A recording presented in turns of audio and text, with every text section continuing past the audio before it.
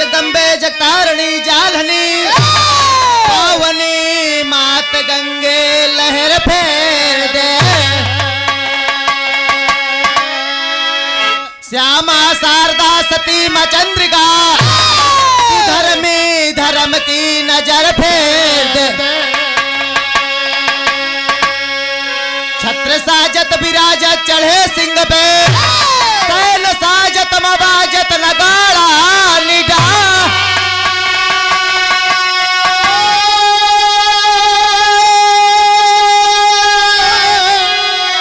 तेरे चरणों की सौगंध मां तेरी कसम लहरी लड़ता अखाड़ा निडर दौड़ कर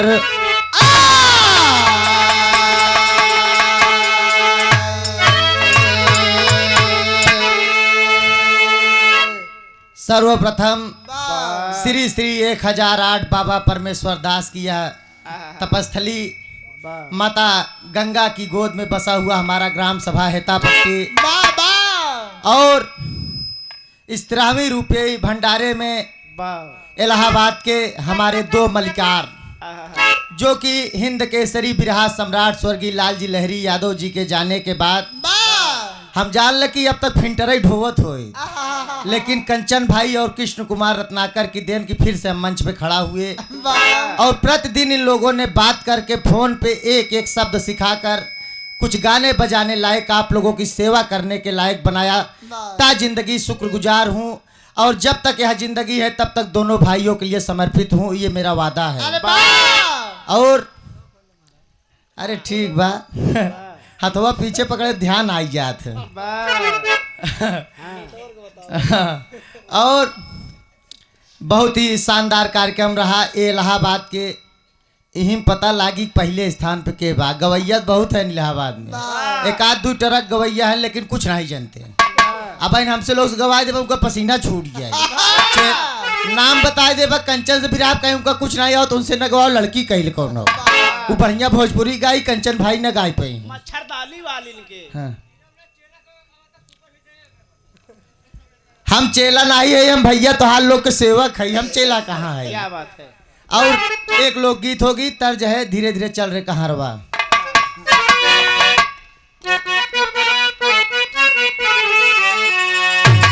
इस तर्ज को बिरहा के बेताज बादशाह इस इलाहाबाद के गौरव, जहां तक बिरहा वहां तक नाम। और कभी इस तर्ज को बिरहा के बेताज बादशाह मरहूम जनाब हैदर अली जुगनू साहब गाया करते थे, जिनकी गीत विदेशों में गए हमारे इलाहाबाद की गौरव को बढ़ाया। और जब तक गंगा जमुना सरस्वती में पानी रहेगा तब तक जुगनू हैदर का नाम रहेगा, नाम कभी मिटने वाला नहीं होगा। कलाकार आएंगे, शताब्दी बीत जाएगी, नाम मिट जाएगा, लेकिन कभी जुगनू हैदर, लालजी लहरी और राम कैलाश, स्वर्गीय बाबू दया राम महाराज, स्वर्गीय पंधारी दादा, स्वर्गीय राम सिंह गुरु जी, स्वर्गीय राधे श्याम दादा, इन कलाकारों के नाम कभी मिटने वाले नहीं है। चला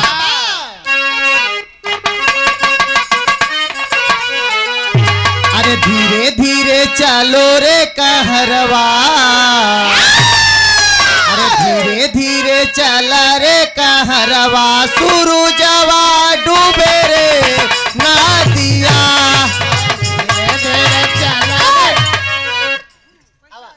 मंचवा पाए सूरज भाई कम से कम माला पहिरा के सम्मान कह दे। आवा आवा, ये हमारे बड़े भाई बिरहा के बहुत ही जाबाज कलाकार हमारे ही ग्राम सभा ही बदरा सनौटी से 4-6 माला ले ले हो, 4-6 माला पहिरा दे।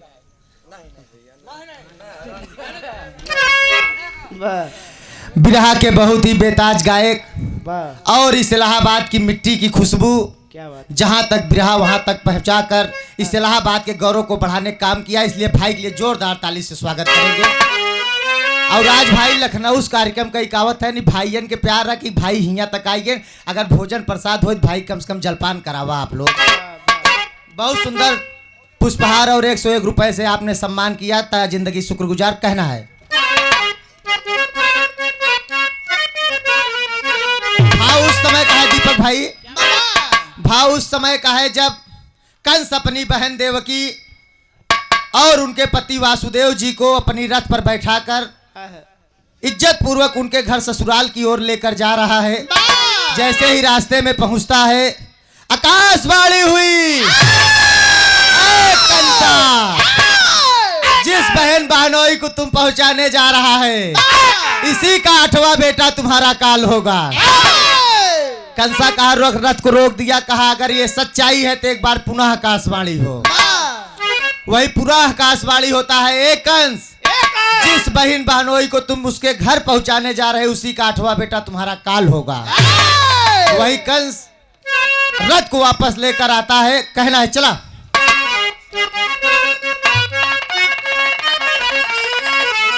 अरे जेलिया में जन्म कन्हैया, जेलिया में जन्म कन्हैया, मगना मना भैली देवकी।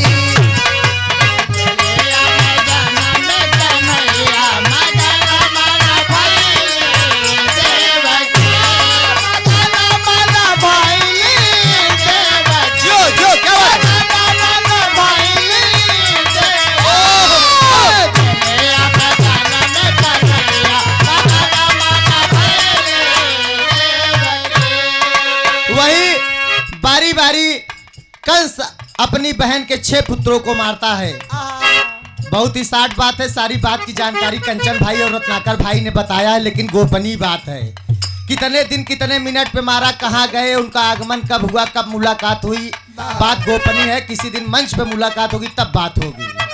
और 7वें में जब बलदाऊ आते हैं, गर्भ से ही रोहिणी चुरा लेती है। और 8वें में जब कुंवर कन्हई 16 कला पूर्ण अवतार लेकर श्री हरि विष्णु भगवान का अवतार होता है, तो कहना हुआ, हाथे हाथ कड़ी खुली खुला जेल खनावा,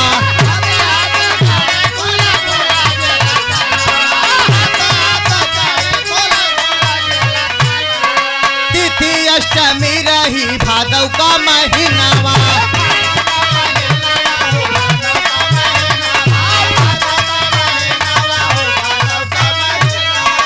चली भैले नंद के भवनवा, अरे चली भैले नंद के भवनवा, मगना मना भैली देवकी। भाई क्या बात है, ओहो लहरी लाल जी महाराज की गई यार देवकी।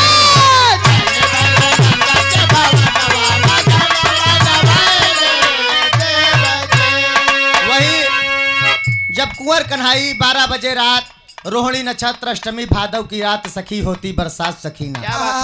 बुधवार 12 बजे रात भादव की अंधेरी रात में कुंवर कन्हई जन्म लेते हैं। उसी समय हाथ की हथकड़ी और बेड़ी खुल जाती है और वासुदेव जी जब लेकर चलते हैं, अगले अंतरे में कहना है,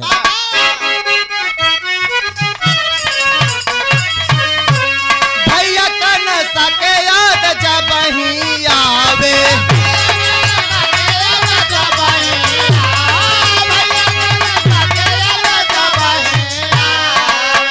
जेलिया में देवकी असुआ बहावे,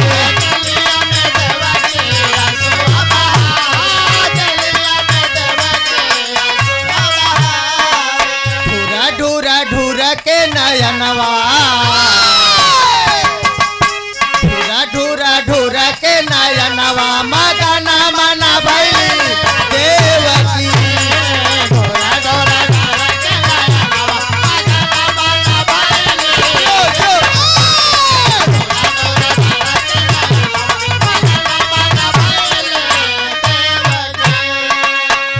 वही जब वासुदेव जी लेकर चलते हैं नंद बाबा के यहाँ, वही देवकी आंख से आंसू गिरने लगे। हे दुनिया के मालिक, क्या मेरा कर्म है, 6 पुत्रों को तो मेरे बगैर मुंह देखे ही मेरे भाई ने वध कर दिया, और 7वें की दाई बलदाऊ को अभी हरण हुआ, और 8वें में जब आप जन्म लिए तो आप मेरे स्तन का दूध का पान भी नहीं किए। तमाम बातें हैं, गाना ज़्यादा लंबा होगा। एक तो दूसरे के सही क्लिप चढ़ा हुआ है हंडल टगमगात बा वाह केहू के मंच पे गावे नहीं चाहिए गवैया में बहुत इड़सव होत वाह लेकिन टगमगाए लेकिन ये भाई प्यार रहन कंचन भाई और रत्नाकर हम मंच पे मैं किसी के मंच पे कभी गाते नहीं ये मेरी क्वालिटी है और ना मैं कभी किसी के मंच पे जाता हूँ अगर हम बिरहा सुने जाए तो हम कुर्सी पे बैठी थी जैसे पब्लिक बैठे थे वाह क्योंकि सम्मान सब लोगों का बराबर है कोई छोटा बड़ा इस दुनिया में नहीं है भाई आप 10 मंच गावत है मैं को मंच नहीं गावत है ये आपके मुबारक हो लेकिन बिना नेव तक ना खाई चाहे चला यार बेनी तू उल्टा ही बोलत चला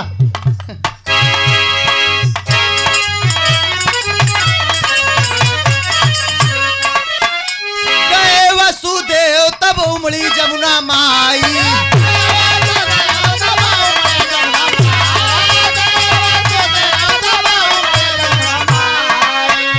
भैले बिकल पे लटकाए कन्हाई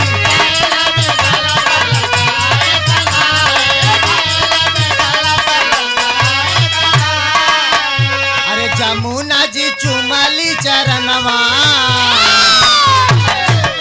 अरे जमुना जी चुमली चरणवा मगना मना भैली देवकी भोला जी चुमली चरणवा यो क्या बात है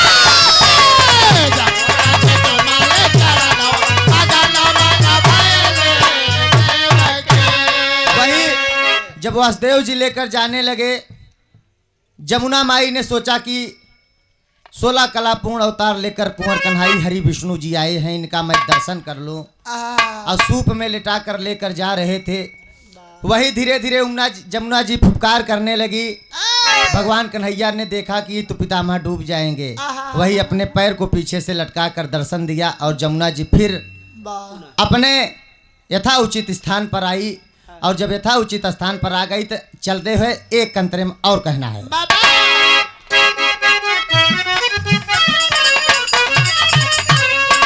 बोल के केवाड़ी सोवई यशोदा महारानी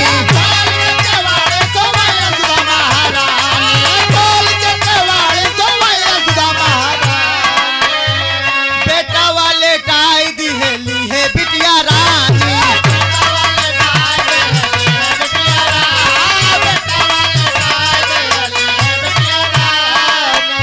देवता बरसावई सुमनवा नभ से जितने भी देवी देवता नील गंधर्व थे सभी ने वर्षा करने लगे अरे देवता बरसावई सुमनवा मगना मना भैली देवकी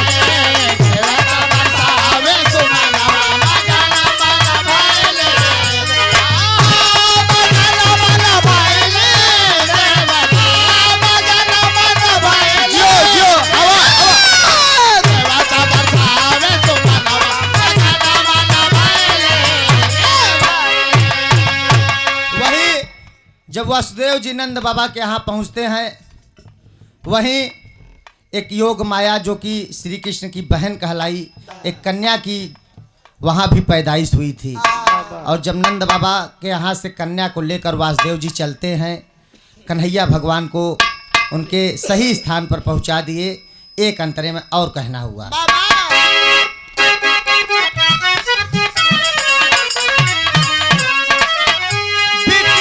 हमारे पहुंचे जेल की कोठारी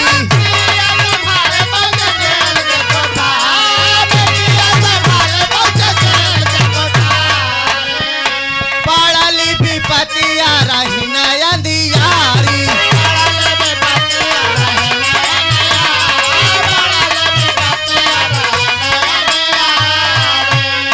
कन्या करली रुदनवा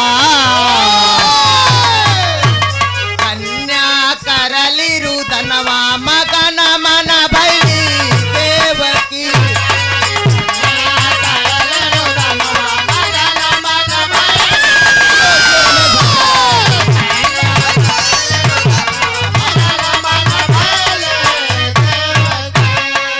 वही जो कन्या को लेकर आते हैं जेल खाने में रखते हैं सारे पहरेदारी जाग जाते हैं और तुरंत दूध दौड़ के जाता है कंस को बुलाता है कंस तलवार लेकर दौड़ते हुए आता है जब देखा कहा तेरी भी अजब लीला है तेरी भी आकाशवाणी गलत हो गई तुमने तो कहा था कि पुत्र होगा, ये तो लड़की जन्म ले लिया।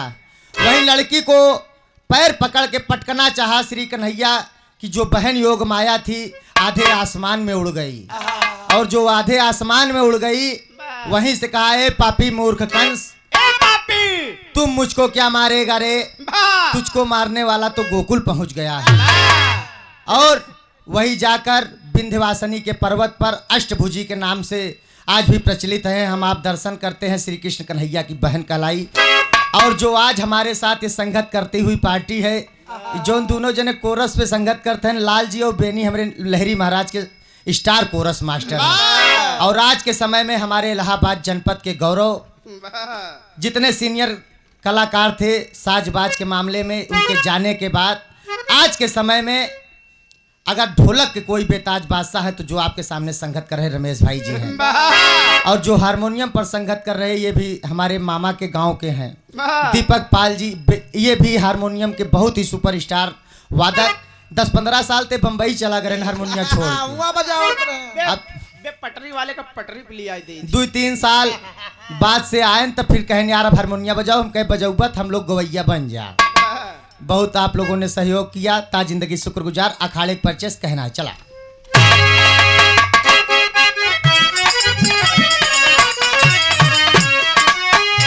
गुरु भोला स्वर्ग गैले सत्य के पुजारी,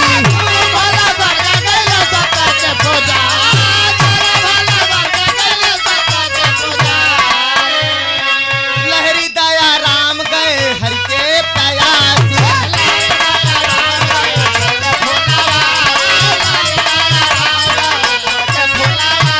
बड़ा दुख है, दुख इस बात का कि हमारे अखाड़े के जो दिग्गज कलाकार थे, स्वर्गीय भोलानाथ जो कि ढोलबजवा के निवासी थे, उनका तो दर्शन दीदार नहीं हुआ। लेकिन हाँ भैया ठीक है, ठीक।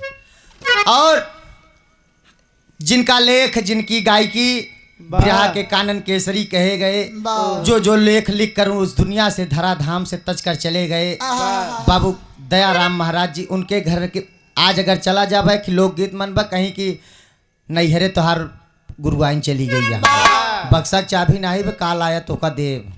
और जब काल जाबत कहीं यार कपिया यार बाबा नहीं मिली, फिर रुका एक आध दिन आवा।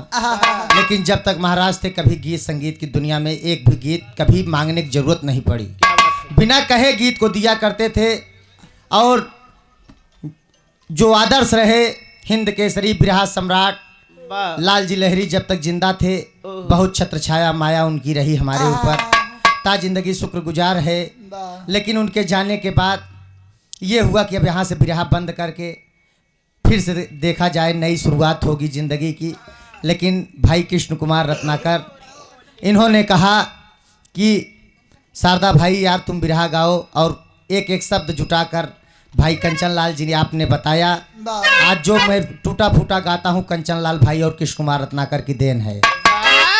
अरे रत्नाकर करी है लेखनिया,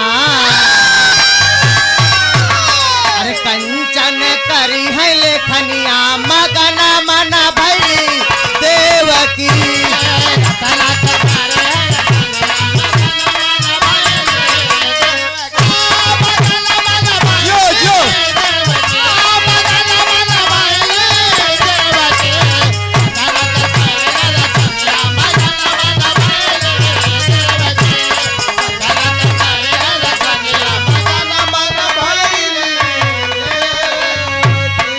जेलिया में जन्म कन्हैया,